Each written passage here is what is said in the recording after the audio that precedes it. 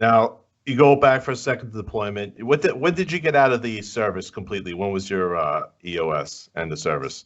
You got That out would in be April 30th, 2008. so 2008. You're done. You come back home.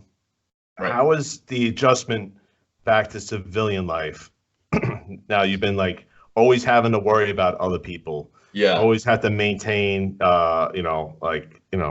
any problems that somebody had to come to you. Right. You're the guy.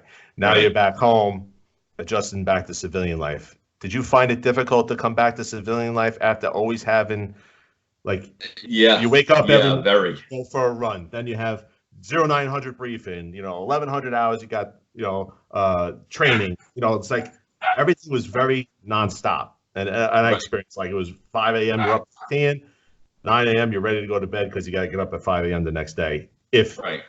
and amazingly, I remember like PTing after a night of drinking. That was always the worst feeling.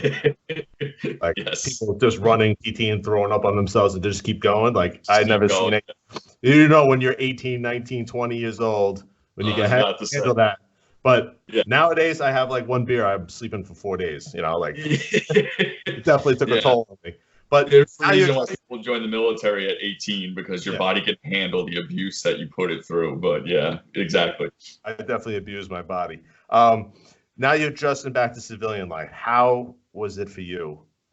After like, because I was never an officer, I never had that responsibility of having so much to worry about. I had to worry Right. about me and my fire team. I was in the fire team, four guys in a Humvee when we were deployed, and we had a gunner, we had an A gunner, we had a driver, we had a navigator, and that's our responsibility. Right. Doing missions, you had to worry about I don't know how many people in the platoon or a company or a Yeah. squad. Armor platoon was 16 guys because we split it up 4 per tank. Right. And so I had 16 soldiers, 15 and myself, that I Right. was responsible for. That's 16 And if you responsibilities that you have to yeah, maintain. you multiply that by 3 for the 3 platoons plus a support platoon. So now when I was an executive officer, I never got to company command because I actually switched over to military intelligence 3 years into my service. So I kind of went to a different track and got away from the combat arms. So I never had a company command, but that's in an armor unit. That's 3 times 16 plus the support guys. I'm not good at math, but it's good A lot of responsibilities. guys, right? 50, 60 guys and their families that you're responsible for. So Now you're home. now I'm home. And it's like, what was that feeling for you that you didn't have to get up and do so much right away? Right. Home was difficult. Adjustment was very difficult. First and foremost, we had kind of been spoon-fed this notion that there's these executive recruiters out there that their sole purpose in life is to find junior military officers, captains and below, that are leaving the service and integrate them into corporate America, because corporate America wants captains, former military officers to pull into the civilian ranks of their corporations and groom them to ascend up into whatever responsibility that may be. Because the military provides that leadership training and all the intangibles of task management, priority management, and attention to detail, all the things that big companies want. So you kind of were groomed all through ROTC that, hey, don't worry about a job if you decide to get out of the military, because there's going to be these executive recruiters beating down your door, and they're going to, you're going to find a 70 grand a year job with full benefits. It's going to be like picking it up off the street. They're going to be everywhere. And I kind of bought into that. And I didn't really do a whole lot of preparation on my own. And you can go back and forth about how the military didn't prepare people to ETS and transition them to civilian life and everything. Certainly when I got out back in 2008, there was nothing to that effect. There's more of it now, which I understand, which is a help. But again, I don't really put that on them. I put that on me. I didn't take that because I had this idea that I'm going to be taken care of, and I don't have to work. And something to make on your point, Yeah, I wish I would have been better prepared for reentry. Like, luckily, things worked out a certain way for me, right. but like I wasn't really prepared. Things that I wish I would have been better prepared financially. The Yep. military like doesn't give you that, like, now you're going into the real world. You got your guaranteed pay twice a month. You go party Right. on the weekends. You burn through that money, and guess what? You still got a place to put your head because you have a barracks. You still Yep. have, now. Guess what, buddy? You don't pay your bills. You don't have that money to pay your rent. You're on the street. And Right. now we have, like you can see with the homeless population, with veterans especially, Hmm. has blown up. There's sometimes you become too dependent on the service, Right. especially when you get out. They Yeah. sent us to our civilian classes like the last 2 weeks, where you could get to grow some facial hair. Like, oh, I don't have to shave. Like, Yeah. Yeah. oh, I'm ready for the real world. No, you're Right. not. And you forget. And like, I wish that there was a better entry back into Yeah. the civic world. So I'm sorry to interrupt, but I just wanted No, to that's make on fine. that I point. mean, and from Like, what I understand from speaking to guys that have gotten out since I did, that they do a little bit better job of that. But at the end of the day, in my circumstance, looking back in hindsight, I should have done more to prepare myself for the eventuality that these executive recruiters aren't going to work out. And I didn't. And then when I got out, I only had 30 days of leave saved up. So I had 1 month to land a civilian job before no more check. And about 3 weeks into that, there's no job. I haven't even gotten a friggin' phone call from these recruiters, So that was a very tenuous situation because I was also a newlywed at that point. I had gotten married the year before, about 6 weeks before I deployed on my second deployment. And I spent my first year with my wife overseas, again, adding more long distance to our long distance relationship. Except now I'm 3,000 miles overseas, or 6,000, whatever right. it is, instead of, in Arizona. So that compounded it too, because it's not just about me anymore. I have a wife to provide for. We wanted to start a family. That was a big reason of me getting out. Well, how am I going to start a family with no job? And these recruiters aren't here.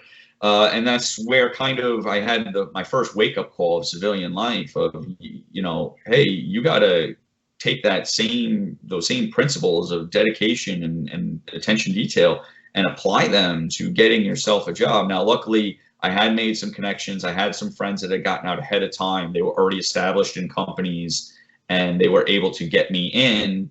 But then the recession of 2008 hit 6 months later. Right. And I was the first one that had been hired. And so I was the first one I'd been the last one to be hired, rather. So I was the first one to get laid off. And Right. that touched off about 18 months to 2 years of being on unemployment and finding a job and being laid off and being unemployed again, taking jobs that were well below my qualifications just to be bringing some kind of money in. All the same while I'm trying to basically integrate with my wife, and reestablish our relationship over that time, and struggling financially. We're talking about starting a family. I remember having a breakdown in the shower, and she was putting her makeup on or something at the same time, and she heard me crying. And she's like, "What's the problem?" I was like, "You want me to buy a house so we can start a family. Not you want me. Like we want to buy a house to start a family. Not that she was putting on me. We want to buy a house and start a family. I can't afford the fucking diapers. Right. Like how am you want me to buy a house? I can't even afford. I don't have a job. I'm working in a Dick's Sporting Goods behind the hunting rifle counter. Like I can't even afford diapers."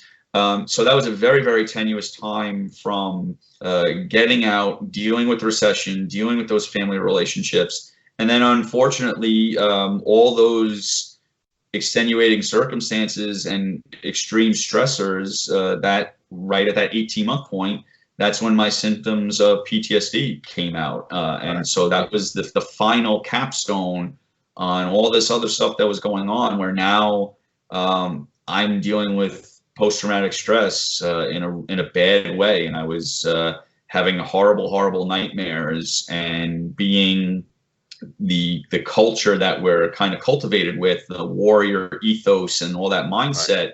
There was that stigma of, you don't ask for help, you just don't, you work through it. Well, my way of working through it was, finding solace in the bottom of a bottle, and that only makes things worse. So it took another probably year of me being in denial, and then me slowly coming to the grips with myself that I needed help before I even went and sought out counseling, and I put a lot of people, my family, my wife, her family, because we didn't have a place to stay. So I was, staying in my in-laws' place at the time. I put a lot of people through a lot of hurt, as I kind of worked my way through that minefield is what I call it. If I have to explain it to other guys when they're getting out, I say, talk to me first. There's no need for you to navigate this minefield on your own. I've already done it for you. So at least talk to me, and I can give you a path through the minefield, so you don't have to step on these things the way I did. And some guys listen, some guys don't. And when I say guys, I mean guys and gals. But the adjustment was very, very hard. I've been in counseling for 10 years, since 2009. I think my timelines might be a little off there, but I think that's where I've been in. And that has made the difference. Does make a difference. Certainly speaking to someone and learning to deal with the things that you deal with, but also having those stress factors slowly come off. So I finally landed in a good place with employment, and then that, in turn, as I moved through the ranks of that job, made the financial concerns a little less. And they're still stressful to this day. But when those stressors come off you a little bit, combined with the counseling, combined with not seeking out those poor choices in terms of those poor coping mechanisms like the drugs and alcohol and everything else, you can start to cope, and you can start to really, get back on the right track and everything. So even now, 11 years out of the military, you have your bad days, your good days and your bad days, and it's still an adjustment. And in many ways, I don't think that'll ever go away. It's going to live with you. It's part of you, but it does get better. And if I can give a message to fellow veterans that are viewing this, if you haven't and you think you need to, use this as the opportunity, use this as the catalyst to go and seek out that counseling, because it will make a difference if you're hurting. And I think you touched on it a little bit, is the idea that you're this big soldier, the Marine, you fought, and and then you're gonna go to somebody for help. Sometimes you feel like, I don't need help. I'm good. I got this. I can push through this. And people don't realize, you coming out of that mindset into the civilian world, which is completely different. It's a major adjustment. Yep. And if you're not prepared for the stressors, and then things start flaring up, and people don't realize that things could just flare up if you have a bad week. Then and if you have a bad day, a bad hour, and all of a sudden, you just ready to explode. Those things people don't realize, that there's that transition period that's very difficult. Yeah. And luckily, and I know your family and you for a long time, you have people all around you to help you and help you out of it. Not everybody has that. Exactly. And, the people that don't have it, there are veteran services that are available. There are counselors that they're trying to improve on that. I know that they're trying to expand, on having counselors available to talk to you and help people. So anybody that's listening, there are those options as well. Hey guys, I hope you enjoyed that video. Subscribe to the show, like it, and comment. Also, if you want the audio version because you're traveling, you're in a car, and you can't watch it, you don't have time to watch the episodes, you could go in the show notes. There is a link provided, Stitcher, iTunes, iHeartRadio, whatever your pleasure may be.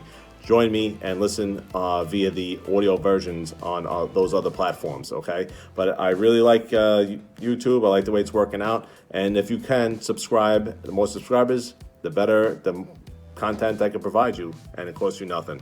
So I appreciate it. Thanks, guys. I'll see you next time.